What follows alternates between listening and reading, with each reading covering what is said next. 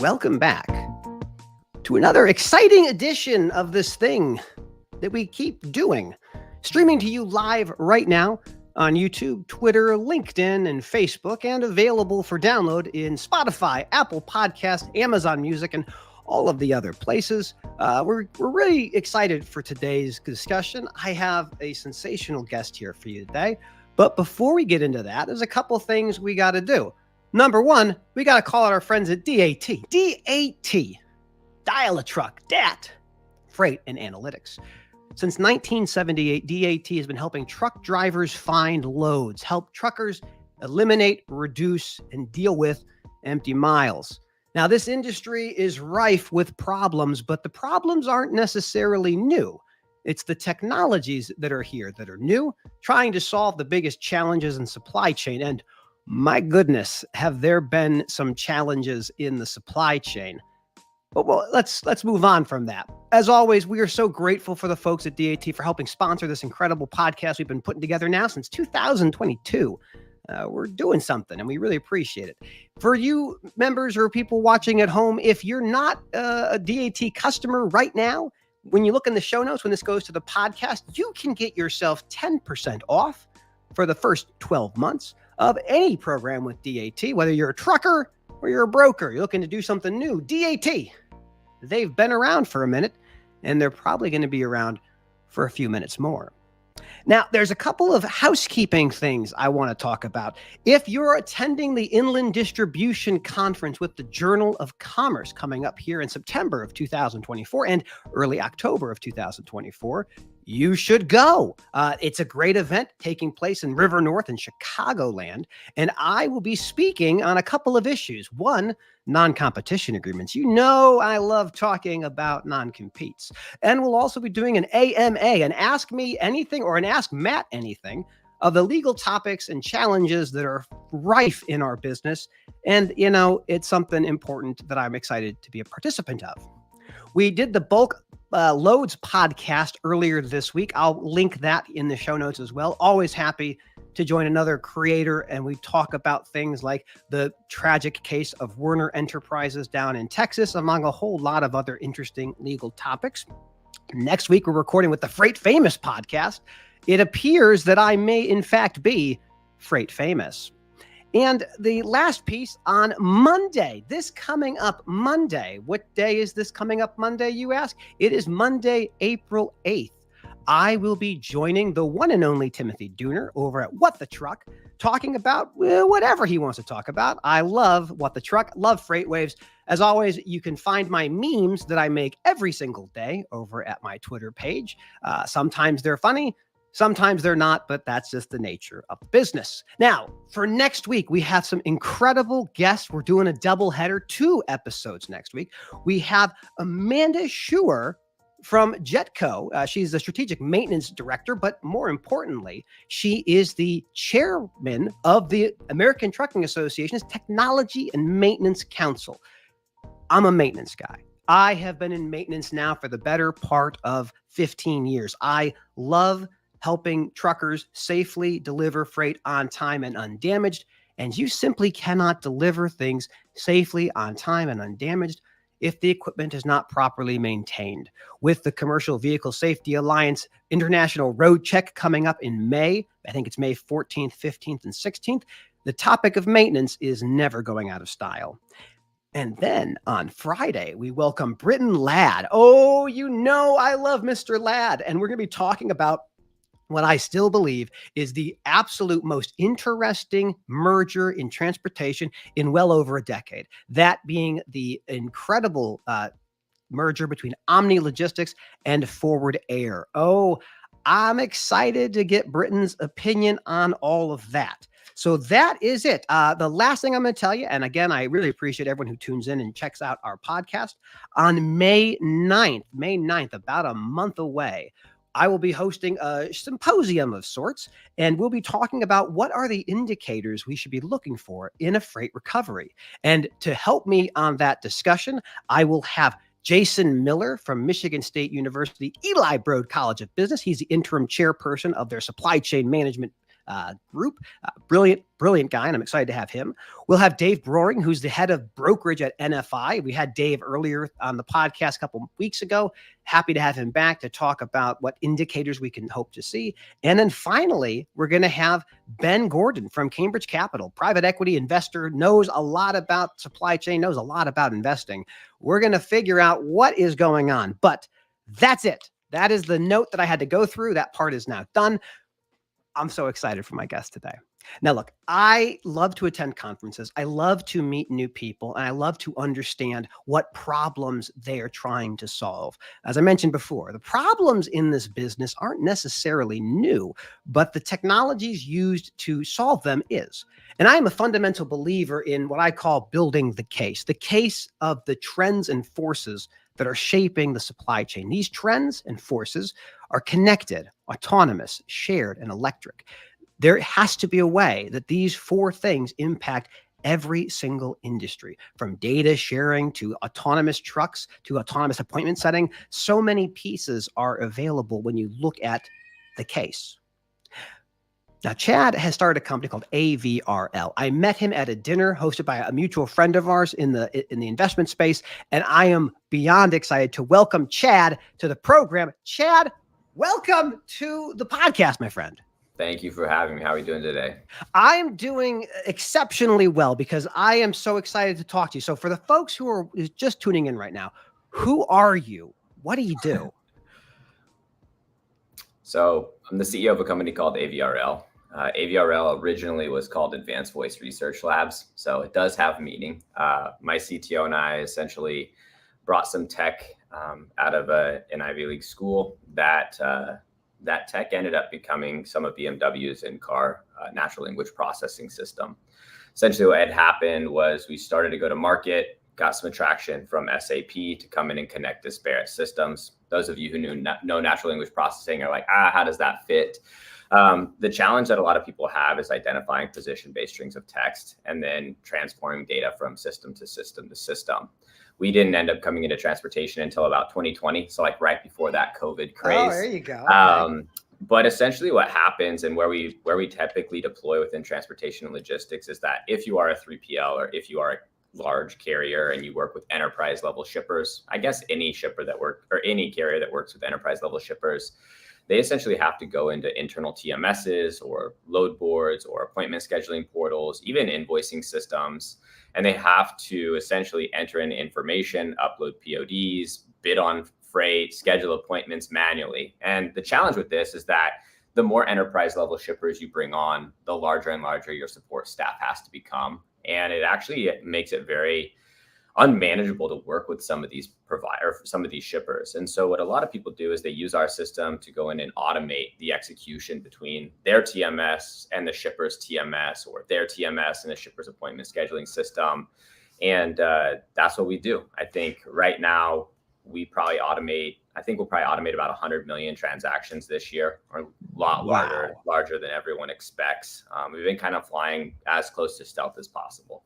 What I love about this is, like, I've been in this industry now for better part of 15 years. And the idea of like rekeying data into different systems is not only like the most painful thing in the world. I absolutely despise rekeying data, but it is endemic. So when you came to supply chain, did you have any idea how pervasive this problem actually was? No, actually, I was speaking at an event for Walmart in Bentonville, and this large intermodal company got introduced to me. They had me come into their office. We met for like 2 days straight. We left with a contract to automate their spot bidding. And at that time, I had no idea what spot bidding was. And, it's funny because what I thought that this intermodal provider would want was something that they didn't want. And what we really had to do was kind of start to understand the problems that existed deeper in transportation and logistics. I think that because the 3PL or brokerage world is so niche and so tight knit, it's really hard to uncover use cases. And unless someone serves you a use case and you're outside of industry, you're probably not going to find it. Do you think when you were coming into this space, like, did you want to be an entrepreneur? Did you always say, I want to solve problems and be my own boss? Or did you kind of fall into that as you looked at the problems that people were dealing with? So I think, we had, I guess I wanted to be an entrepreneur considering I took minimum wage for like 18 months. I don't think that anyone wants that type of punishment that's like trying to solve problems. I think that fundamentally I did want to help people. And I think one of the things that we were trying to do is that we think that in a lot of industries, technology is massively underserved.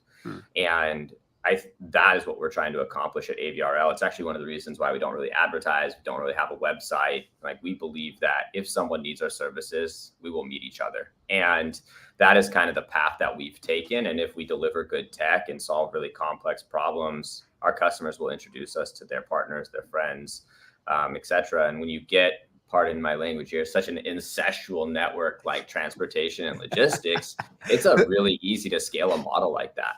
The thing about transportation, you've hit the nail on the head.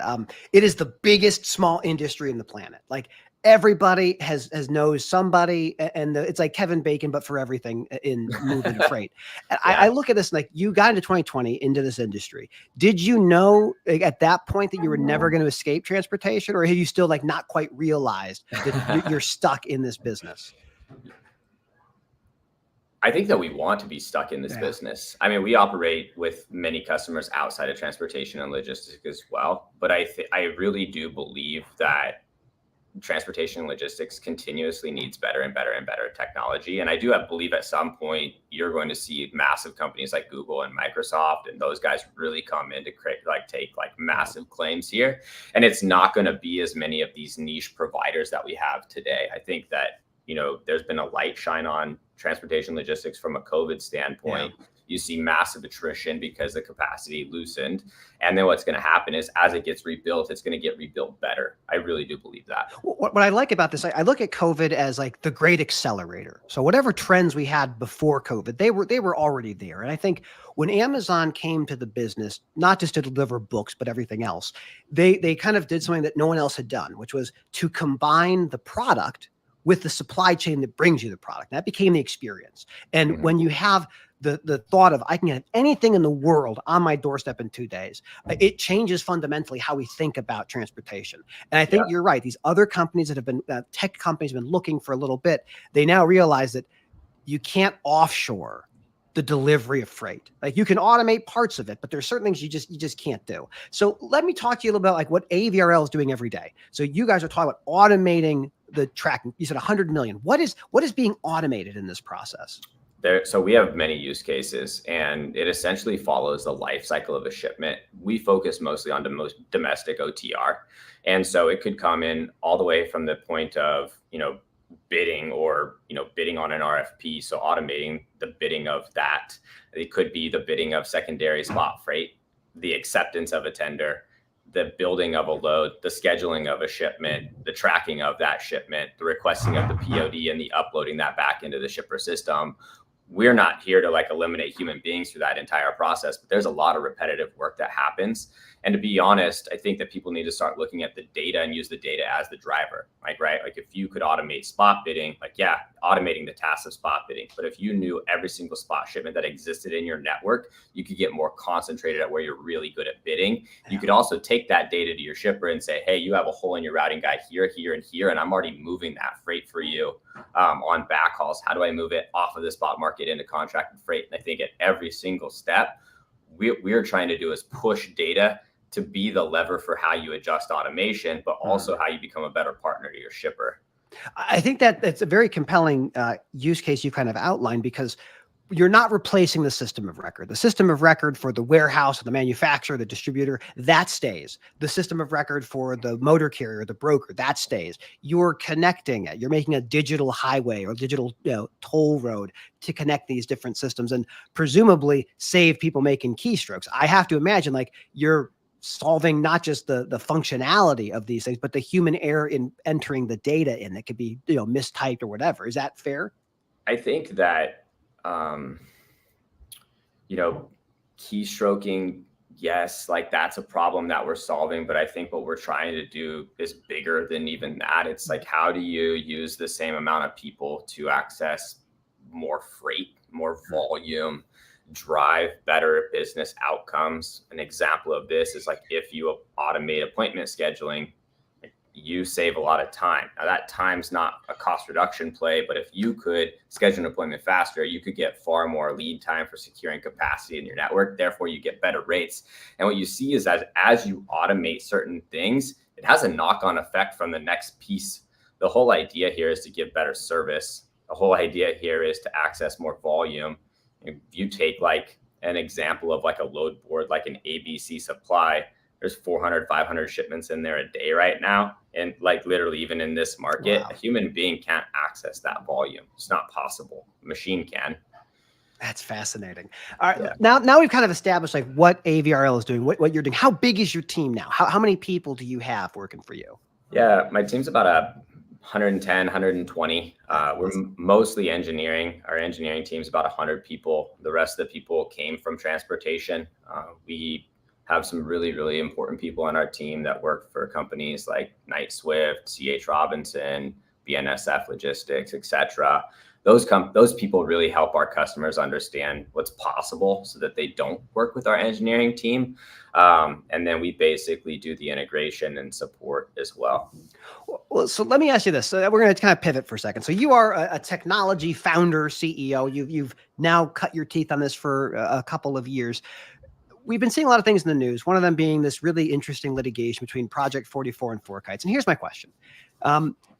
As a founder of a company, strategically, why have you chosen not to allegedly defame your competitors? Is that something you say, I don't need to allegedly defame competitors to compete? What do you think about all this? I don't work in visibility, so it's hard for me to understand why someone would do that in that space. However, my team is so heads down focused on what we think is the future that we are not necessarily looking up to look at our competitor at all. Yeah.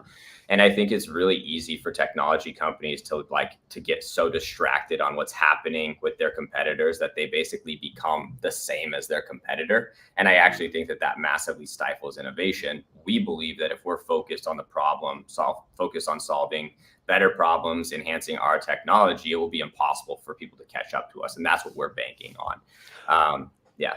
What makes a good problem for you? What's the kind of problem that you hear and go, that's one that I think I can help solve? Probably one where human beings don't think it can be automated. Honestly, like we tend to go after really complex problems to solve. And we like complex problems, likely because we're an engineering company and not a sales company. When we look at some of the things that we're doing to automate, we want the complexity. We want the thing that has a lot of this complex decision making where we need to flow data in nonlinear directions. We want to make sure that we can solve those things. And that's where we're focused.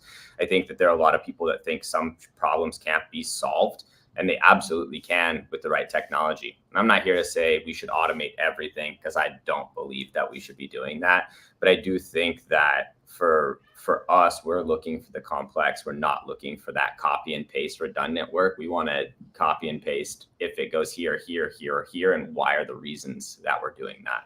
I remember when we were in Vegas, we were talking about autonomous trucks. And the thing about autonomous trucks, like for those who are watching or listening to the podcast, two really important things happened last year. One, in California, Governor Newsom vetoed a bill that was going to force a human being, a kind of safety driver in autonomous trucks. So they basically said, we're going to allow autonomous trucks to happen down the road.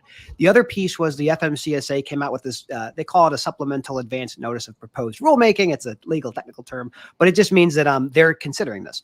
And when I talked with you about autonomous trucks, the thing that I was so interested in was you said, I'll paraphrase and you can kind of expound on this, but it was, you can automate the truck, but you still have to automate a whole bunch of other stuff beyond the truck. It's not just the truck. So can you kind of explain to me again, because I'm a simple country lawyer, like what are the challenges you see around autonomous trucking?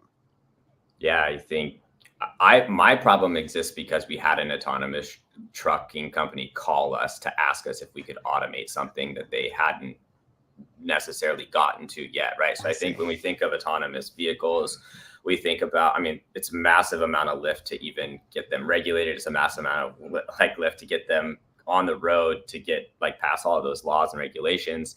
I also think that people massively underestimate the fragmentation in the supply chain.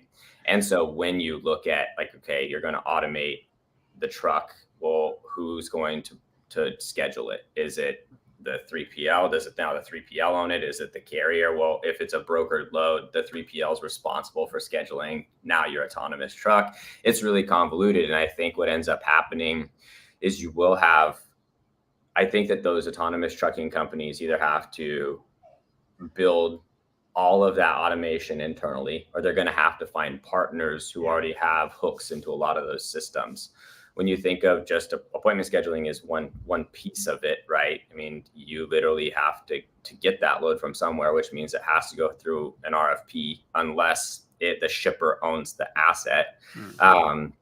I think that the entire life cycle still exists, even though you have the autonomous truck. Would you be the kind of system that has the hooks that the autonomous trucks would be able to utilize, or is that something a different can of worms? Yeah, we uncovered this challenge because, like I said, an autonomous vehicle company contacted us about solving that challenge for them. We do the automated appointment scheduling for quite a few of the largest players in the space. And so we already have templates that are pre-designed for a lot of these systems. And so what ends up happening is we work with those companies on the logic that goes into the automation, right? So you have to split that apart. So you have the automation, like how it navigates page, how it navigates or how it communicates with an API. And then you have the logic on when we're going to schedule. And that can be like really diverse, right? Like you could be dropping into a CNS location with 2-hour nighttime delivery. Well, that means that when you calculate transit, etc., you've got to be really dialed in on when you're going to schedule. I think some of that work is the most complex piece of it is, okay, when are you going to do your pick? When are you going to do your drop based off of a lot of external factors? What I find so fascinating is like your journey seems to be, it starts on the passenger vehicle side, working with, I think you said BMW with some interesting kind of voice recognition stuff. I feel like come in like 2, 3, maybe 5 years from now, you're going to be talking with, or maybe even happening right now with PACCAR and Daimler and Volvo, because the reality is that those trucks are going to be the nodes that connect everything else. And if those companies aren't thinking about what you're solving for today, they're going to be left behind. I'd even say the trailer manufacturers to an extent would be very interested in finding ways to leverage kind of the stuff that you've built in order for their trailers to become more connected, more profitable. Because at the end of the day, the trends and forces don't choose us. They come and we have to adapt to them. And you've hit the nail on the head when it came to, there's a bunch of disparate systems. They're all siloed. And the only way you solve them before you had technologies like what you built is just manually making phone calls and entering data. And that's just not a scalable thing, especially as technology and margins continue to, outpace each other. Yeah. Are there things that you're concerned with in this world of connectivity, like cybersecurity? Like what kind of things are you thinking about when it comes to connecting these systems? We're really unique. We run in a customer's environment. And so from like a security perspective, we're really tight and buttoned up there. When you look at the factors, like I think the biggest factor to automation and connecting systems is the change management that goes behind it. Honestly, I don't think that it's like the data security piece. I don't think that it's like deploying the technology. I literally believe that it's like you telling your AE, like, hey, you're no longer going to bid on spot freight. Hey, even in a cradle to grave model, you're no longer going to do this. You're going to control the rules, but you're no longer going to do that activity. And so I think it's more of a shift for leadership to basically like the leadership has to be all in and they have to drive it from here to here. Otherwise it can't happen. And you can't have part of it be automated and part of it not be automated. It creates fragmentation. And so I think that's where we're focused on from an organizational perspective is like, how do I continue to hire analysts who have worked for 3PLs and carriers to help my customers with the change management? Yeah, I've done over my career ERP changes. I've done CRM changes, and you are correct. Change is almost always met with deep, deep suspicion. But as you've kind of outlined this, a thought occurred to me. So I have been following this. There's a trend in litigation, and I'm a lawyer, so I like these things. I'll use the case of TQL out in Ohio last year, where allegedly, I know they were found liable for this. They actually were liable. They had misclassified 4,500 entry-level employees as non-exempt, saying they don't get overtime. They're actually exempt. We're just going to not pay them overtime. And then they lost. They litigated that for 13 years, and they're in the liability phase, the damages phase, and that's interesting. But this idea of misclassification of workers. That liability is insane. Like you could lose Yeah. your business. The thing that I think about as you've outlined this is how do you solve the problem of having to pay entry-level people overtime? Well, you offshore them. That's one pathway, and many brokers have found ways to do that. Or you leverage technology. And you've kind of described this thing of like essentially eliminating what would be non-useful tasks that a robot can do much more effectively. There's a play here. There's a really interesting story. If I'm a broker and I've been following the methodology of classification that our bigger people like TQL have done, there's like, oh, I don't want to get sued. I think there's ways we can solve it. So is this a play of not just like getting people to be more productive, but as to eliminating, what would essentially be hours that you would be paying somebody that you don't really necessarily have to? Yeah, I think every broker, every carrier has to figure out how to continue to grow without hiring and hiring and hiring and hiring and hiring, right? And like the margin compression that we see right now is very likely to persist into the future, right? And I think that as the larger players get more and more sophisticated, like you can't sleep on a Schneider, you can't sleep on a JB Hunt, you can't sleep on a Werner. They are literally figuring out how to drive their costs down.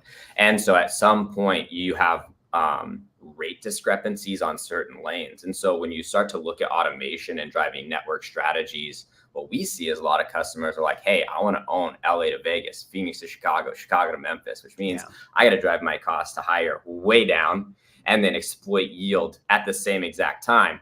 That should be scary for everyone from the standpoint of, wow, we really need to figure out how to continue to like drive without just staffing, because there goes you'll see like complete margin erosion. At some point, you won't even be able to compete on a lane.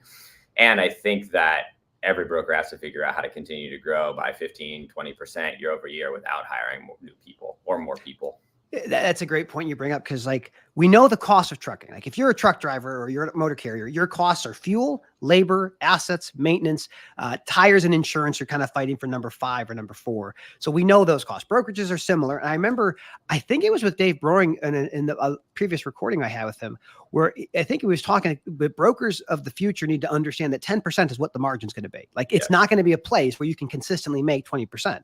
And that's same with motor carriers. Like for every ODFL that can hit a 70 some odd percent operating ratio, there's a whole bunch that are in the mid to high 90s. So there's a lot of people who are just surviving barely. And if you're not leveraging technologies like what you've built, you're going to be left behind, because there's just no way. Technology is not a nice to have. It's a must have, and it's table stakes at this day and age. Yeah. And I think that, I obviously see the nearshoring play in Colombia and in Mexico. And I know that there's people doing it in like Venezuela, et cetera, as well. And I think that that's super great. And I think that there are like definitely tasks that should be moved near shore. But I'd be surprised if some of those companies don't start automating on their margin as well to push their employees further. So, because I think that as that business gets fully commoditized, like it's already a commodity, but like as it continues to be more commoditized, they're going to have to figure out how to enhance their products as well. Absolutely. I mean, the thing is, my father had a company. I got a beautiful time, 6 years working with him. We had, I think it was like 120 some odd people in 6 different states. And it was always interesting because a lot of people view like business owners as job creators. And the reality is like, no, like we only create jobs when our customers make us create jobs. Like we would prefer to not have a bunch of people. We would prefer to have, like, if it wasn't for the suppliers and the customers and the employees, this would be a great industry. So I look at what you're trying to do, and you've already kind of pretty much proven the concept. What are the types of customers you're looking for? Or what are the types of people that need your help? Are they enterprise motor carriers? Are they massive brokerages? What is the sweet spot for what AVRL is doing right now? I think we're constantly trying to define what that sweet spot is. I originally was like, hey, anyone who does like over, 100 million in revenue is probably a good fit for us. And then, we meet a company that does 25 million, but the mentality that they have, they're like, hey, we do want to figure this out. And then you see them massively like jump.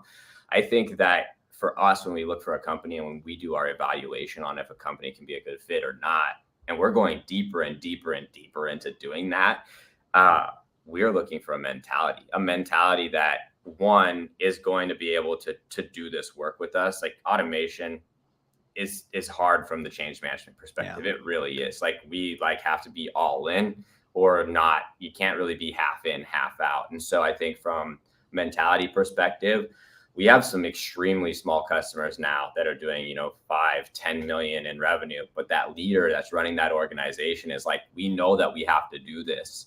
Otherwise we can't. And so we're going to do everything that we can to figure it out. And so I would say that a good fit for us is an organization that has like that will or that want to figure out what the future is going to look like before it exists. And I would say that, we work with probably roughly like 50% of the top 100 3PLs and a lot of large asset-based carriers. And like the future is already here. However, you're not left behind, but you don't want to be last to the dance, right? I think that's kind of the situation that we're in. But I do think that it's a mentality because it's going to be difficult. It's going to be challenging. It's not going to be this like overnight turn it on and it saves you, because you have to tweak and refine and get better. And I had a customer or a prospect that we met with on Monday, and he was like, at what point do you think that we are going to have to hire analysts and data scientists in brokerage? And I was like, yesterday, like already, we should already be looking at that. And it's not necessarily because you have to hire a data scientist, you have to hire an analyst, or you're going to die, but you have to recognize that your competitors already have done that, and that they are already working towards that direction. And they're working on really complex, like logic around automation. Like, right now when fuel's really high, like maybe we take margin on fuel if you're a brokerage. And so we drop our margin down on our load so that we can be competitive in the market and still like take that business. I think that we have to start to be a little bit more creative, and it can't just be like, oh, I know how much that lane pays, so I'm going to buy that one. Like we need to expand the pie and get really concentrated at where we're good at bidding, where we're good at finding appointments, where we can get preferred picks, where we can get preferred drops, which are the shippers that pay us on time, which are the shippers that make us upload a POD in 24 hours. Okay, if we have to do that to get paid, then we better automate it. Like there are a lot of things like that.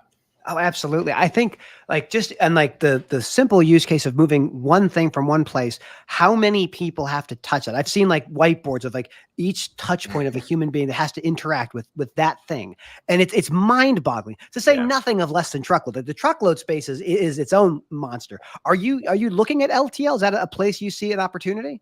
We do. We have some LTL customers right now, and I think that there is a play in LTL. I think that we do something very specific, and I think that there are really great companies that are solving problems in LTL. Like you look at what Eric's team's doing at Navix, like LTL business, like LTL billing is a nightmare. Only like 5% of all invoices get auto approved, and the threshold's like $5 up or down. But if you really go in, like there's like SOPs for like what a carrier will be willing to accept, what a shipper will be willing to accept. That means it's rules-based. So your finance team's already supporting rules-based. That can be automated. Well, to an extent, maybe not the entire thing, but yeah. I've always loved LTL because like my dad was a roadway guy back in the 70s. In those days, like there weren't like truckload carriers and LTL carriers. It was the Union Motor carriers, and they moved everything. And we see these incredible institutional companies, like Yellow was founded in 1924, Roadway 1930. And we lose them last year. We lose one of the most oldest, most historic trucking companies ever. And we also saw Convoy disappear. So we saw a new tech company, a freight unicorn. What is your read on this? Like, is the technology still a thing, or is it really just more flash in the pan and then we get back to the normal business as usual? I think a little bit of both, right? I think that it has to be. I think that I go out and talk to customers like all day, every day. I travel most of my time. And what we've seen is a lot of people, as they were implementing technology, their cost per load actually started to massively increase. And I think right now what a lot of 3PLs and carriers need to start to figure out is like, okay, which piece of technology yield, which piece of technology actually have that future and just aren't like this complete cost center. Because just because we're making something more efficient doesn't necessarily mean that we can support the cost model on it, right? And I think that is what companies need to be focused on. Are like, okay, what are the technologies if we're going to implement that doesn't affect yield? Because if you focus on like cost reduction, but you're not going to eliminate a position or eliminate multiple positions.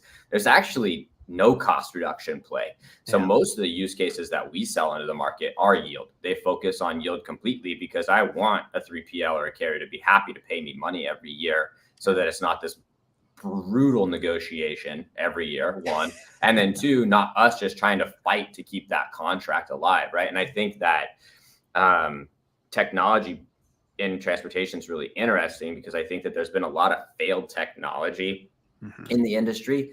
And the more and more that I spend in the industry, I'm not sure like who's at fault. Is it like, the technology companies, tech not working? Probably not at this point. Like I don't think that that's the case. But did the technology provider do everything that they could for the customer to be successful, or did they hand it over and kind of walk away and not really really teach the 3PL and carrier how to use that technology in an efficient manner? That's something that we're like super, super hyper focused on right now, is like, okay, the strategy of what we do has shifted as well. When we came into the market in 2020, we rode that wave up. It was really easy to deploy automation when you look at like spot bidding, right? Because everyone's going to make money.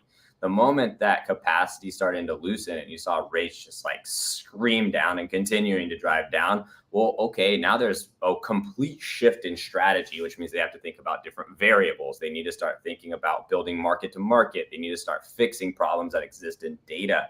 And so I think that startups or technology vendors, they also need to recognize that the market's dynamic and they need to adjust, maybe not necessarily their technology, but how do you support a technology in like a super tight market versus a super loose market? And I don't think anyone talks about that right now. Well, to build off that, one of the things I think happened with a lot of the technology companies that they kind of had stalled out was they had lived their entire life on investor capital, like the necessary amount of, we're not profitable. We choose not to be profitable. Someday we'll be profitable. We don't do it now. Your strategy has been different. You are actually a profitable technology company. Is that a fair statement? We are we are definitely a profitable technology company. We've been profitable for 4 years now, and we haven't raised since I think August of 2018. And by raise, we raised $2.5 million. It was very, very conservative, and it was really to get us to a place where we could start to invest in our own. And I think that what's really lost in the market is that if you are a profitable tech company, you can self-fund your R&D.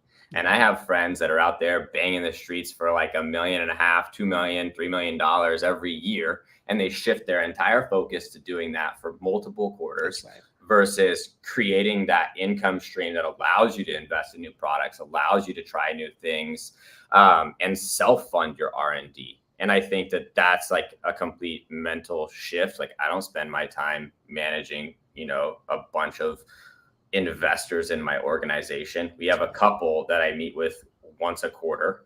We give them an update and they give me criticism just like everybody else's. And we take it like obviously one way or the other. And then I'm done and I don't have to go and focus on fundraising the next year. And I think that a lot of startups get in this like vicious cycle of like every year we got to just get to the next year so that we can raise more money and then go and do the entire thing again. It's super distracting, one.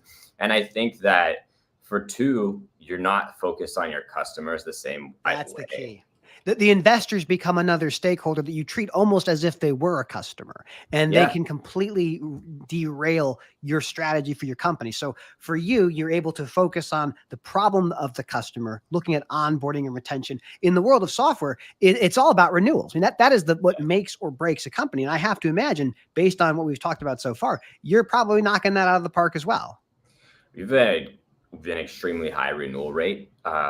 I think that we've obviously had some customers that, we couldn't figure it out with. And I think you can lead a horse to water. You can't make them drink. Maybe we are at fault on some of that as well. I don't know. I think that you have to just take it as like a learning moment every single time and just try and get better and better and better. And I think that some of the things that I misunderstood when I was starting my company, one of them is like a really big thing. And I think it's because of the media, is like when you go to start a company, you actually have to build a company. Like you don't get to just like, build technology and then sell it for like $100 million. Like Exactly. you actually have to build a company. And the only way for that to work is that you have to build all parts of that company, right? Yeah. So you have to build onboarding, you have to build like, delivery. HR, you have operations, shared services, all of those things. Yeah, and as your organization gets bigger and bigger and bigger, it becomes more and more and more unmanageable. And you have to, like, when you're a startup, you're like, we're going to go like super linearly. We don't believe in organizational hierarchy. And then you get there and you're like, oh my gosh, okay, well, middle management is super important. And this is important. And this is important. And I think, one of the things that I feel very blessed at is because my CTO and I have a lot of control over AVRL, we can shift really quickly. Mm-hmm. And I think that has been really beneficial for our customers, mostly, not necessarily me and my internal teams. But if we see something that like, oh, there's a massive gap here, we need to solve that now, let's do that. And it's not this long process where you have to go and get approvals and do these things. I think that a lot of founders need to think about some of those things when they're thinking about going in fundraising and giving away equity and giving away really just decision-making authority. I think is probably something that everyone needs to be thoughtful Well, I think of. you've done a phenomenal job of it. You keep your cap table small, you're a profitable business, you're customer focused, you do your own internal R&D. Where do you see AVRL going in the next couple of years? Where do you want to see this business end up? I've been asked this question 4 times this week. Oh, fantastic. See, I do my research. I don't know. This is like me being, if you know me, I'm not the most humble person, but this is me being like super humble. Like what I've learned is that planning is extremely arrogant. And every time that we focused like way out here and we focused on like doing X or Y or Z, we drop the ball of like right now. And right now, what a lot of my team is focused on and what I'm focused on is like, how do we increase delivery speed? How do we make sure our systems are more stable? How do we focus on like delivering the best product, maybe delivering the newest products and leading the market in a certain way?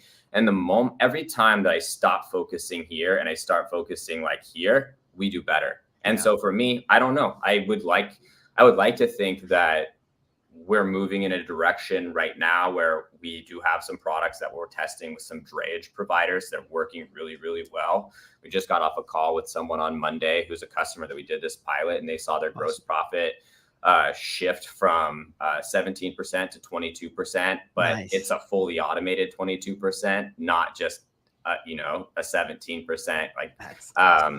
And I think that's exciting, but I don't want to be that person until it's like fully tested. We're not going to take it to market. Like we want to be like responsible in how we deliver new products. And I think we're doing the same exact work right now with some shippers in the market. I think that shippers are massively underserved from an automation perspective. And I think that when you look at massive transportation departments, even at like a company like an Amazon or a Walmart or a ConAgra, transportation is a cost center for those customers or for them. And when you look at them being an internal customer to their IT, they get put on the back burner and the back burner and the back burner and the back burner. And so it creates a really unique opportunity for the right kind of partner to come in and really partner with them to be a technology provider.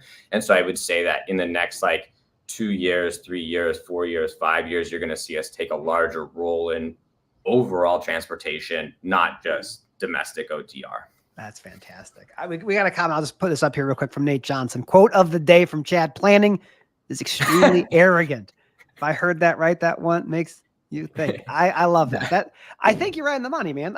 Let me ask you this. You have been prolific on social media. And that's how I first got to know you, is following you through LinkedIn. What was the catalyst to say, I'm going to kind of basically speak the way you are? What was the motivation behind that?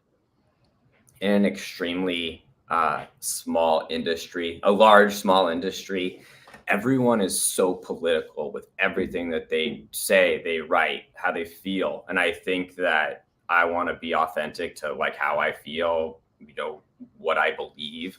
And if, that might create some animosity, and there might be some people who don't want to work with AVRL because of my opinion. But I do believe that it's correct. And for me to be doing that, and maybe some of the stuff that I say isn't necessarily directly on point, but it's how I feel and it's how I think. And I I think, when I was growing up, my dad used to say like one thing to me, probably like the biggest thing that I have in my memory from him is like, integrity is everything. This is something he would always say to me all the time. And I think that, okay, when I think about putting that into practice, like I'm going to be as blunt, honest with the market. And I think if you were to talk to any of my customers, they're going to tell you like, I'm going to tell you like exactly how I feel and what I think you should do. At the end of the day, they get to decide, but I feel like my organization's not being like fully truthful and honest. If we're telling them, hey, that's a bad idea because of X, Y, and Z, and they go down that path on their own, that's great. But at least we were upfront and delivered what we believed was best for them. Well, I think like the thing that I love about it is, people don't do business with companies. People do business with people. And you can, to an extent, self-filter, because the way that you talk, way you communicate will push away the folks that you probably don't want to do business with. And it will maybe bring in the people that you do want to do business with. That's this idea of like this authenticity. And my father was the same way. It's like the most important thing you have is your integrity and your reputation. And it takes a long time to build it, and you can destroy it in a moment. And I find you one of the more prolific writers on LinkedIn. And so I encourage people who are watching and listening to follow you. I'll put your links in the notes. Are there other social media platforms you dabble in? I don't. I like, I read Twitter a lot. Yeah. I'm a huge, for anybody who really knows me, I'm a huge reader. I probably read like 50 books a year. Nice. And I read Twitter a lot. And I think people ask me all the time, like, where do you get your content from? And I literally like anything that makes me like feel a certain way when I'm reading it on Twitter. I like bullet just something down about it. And I don't write about it at that moment, but every morning I wake up and I like look through this book of like just ideas. And every morning something sets me off. And you can tell like some mornings, like if I had a bad morning, what I write online, like it's very black, like you can tell. But I think that I'm not really active on a lot of social media. I write a lot on LinkedIn because I think that it helps my overall agenda with AVRL. Like we are looking for a very specific type of customer, and those people will be responsive to me there on that platform. And we've seen a lot of success with doing that. And so I'm going to continue to do that. And I would suggest like any founder or any person who wants to go and create like something for themselves probably should be working on building an audience. I had never focused on it until like maybe 2 years ago. I think I'm the kind of a similar vein. I never really thought much of social media until probably like 3-4 years ago. I was like, well, I had blown the marketing budget I had was gone. It's like, what else can I do? And I started making videos and interviews, and that became kind of the catalyst to create more. What do you have advice for creators who want to create content? Is there anything, just get out there and start doing it? Or what would your recommendation be?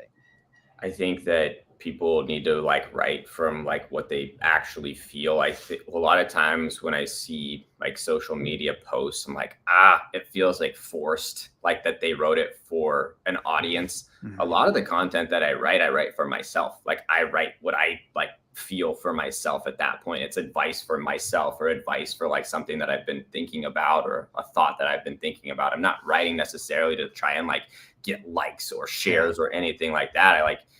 A lot of that's for me. That's right. That was part of my challenge. Was like, I have 4 children. I have an 11-year-old and 8-year-old, both sons, and I have my twins that are boy and a girl, about to be 18 months. And I look back at my father when he was my age, and I have like no records of him. I have pictures. There's no videos. There's nothing like that. And there's this idea of legacy and things that can be looked at and people can see, okay, that's who that was when he was out there.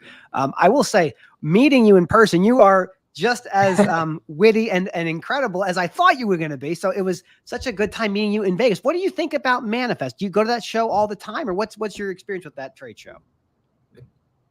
So I actually was, this is the first time I went to Manifest, and I was actually a little bit shocked at how good of a platform it was. I've gone to most of the other like transportation logistics events in the space, and I always thought like, okay, maybe Manifest was just like this big marketing play.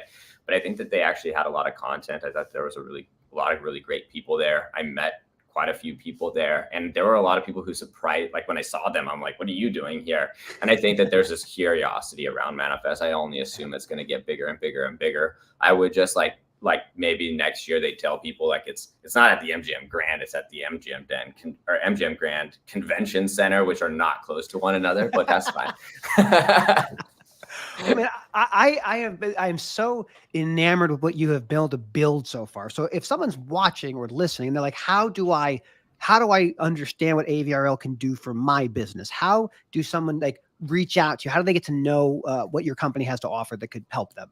I think there's a couple of ways. One, our website literally doesn't say anything. So when you go to I our love website, your there's a website. contact I at the love your bottom. website. Contact at AVRL goes into a box that will go like straight to like my support team. You can contact me on LinkedIn. I'm extremely active. However, I do get maybe 500 messages a day on there. And so some people are like, hey, you never wrote me back. And I'm like, I'm sorry. And I would say that those would probably do be the two platforms, but contact at avrl.io is probably the best way to learn more information, and we'll send them information. We don't put a lot out on the internet about what we're trying to do and what we're trying to solve. And it's primarily because we're trying to prevent like copycat mentality, right? So earlier today we were talking about like, okay, how do you like, you're looking at like Four Kites looks at P44 and that like, okay, well, if we don't put anything out there, it's really hard to figure out like where we're going, what directions we're headed, what use cases we're deploying, etc. And we're going to try and keep that going. I had told you we're going to do this like brand enhancement in this month. However, that website is going to stay pretty much the same. I love that website. There's nothing better than saying, hey, contact us and we'll talk about what we do. That's fantastic. So, I mean, are the ideal customers are these motor carriers, are these brokerages, are they shippers, or is it do you help everybody? I would say that our strongest use cases today, like being perfectly honest, are probably with 3PLs and the asset-based provider. We do work with some really like large intermodal companies, but we're really good at working with really large intermodal companies. We just started working with some of the air forwarders, a couple of the air forwarders. We're pushing into that way, and then the shippers as well. I would say that probably by the end of this year, we'll have core products across the entire transportation suite. That's where we're headed. That's spectacular, man. Well, I cannot thank you enough for making time to stop by. What I'd love to do is in the show notes, I'll have all the links to your website, to your LinkedIn profile. Is there any other place people can find you besides LinkedIn? Probably not. What's the next show you're going? What's the next conference you're going to? So this is super funny. And if people know me, they're going to laugh. I'm in Puerto Escondido right now in Mexico. I'm in Mexico, and I'm flying in on Wednesday directly into TIA to go to a dinner with Dave, actually. Oh, there you go. That's fantastic. Oh, yeah, man. So TIA is the next show that I'm going to, but I'm going to be in there like Wednesday night, Thursday, and then I'm back out on the road. So I've been spending more time with our customers at their like location so they can get deeper into discussion, look at their data, do reviews with them, etc., to just get them better at using our technology. Mm-hmm. And so I probably won't be at as many shows this year because I think we're seeing more success with being on site with our customers. Sure. Well, I know I'll see you at Inland though, so that'll be a nice. Sir. Yeah. So that was super funny. So I text EJ and I was like, hey, EJ, I would love to speak at Inland with you again today or again in October. And he was like, oh, I already put you on the agenda. Here is the link to the website. And like, I was already on the website for this RPA or this automation panel. And I was like, okay, awesome. That's fantastic. I mean, I love the Journal of Commerce. I think the Inland Distribution Conference is fantastic. I've never been to TPM, mostly because I don't want to fly to Long Beach, but maybe I'll have to do that one of these days. But Chad, as always, I'll go. Yeah, there we go. We can make that happen. Absolutely. Yeah. Well, thank you for joining us today. I'm going to kick you out, say a little bye. If you can stick around for another minute, I'd like to talk to you after this. But thank you so much for coming by, my friend. Thank you very much. There you go, everybody. Chad Olesen, founder of AVRL. This company is changing the way we move freight. Connected, autonomous, shared, and electric. This is what we're dealing with in the supply chain.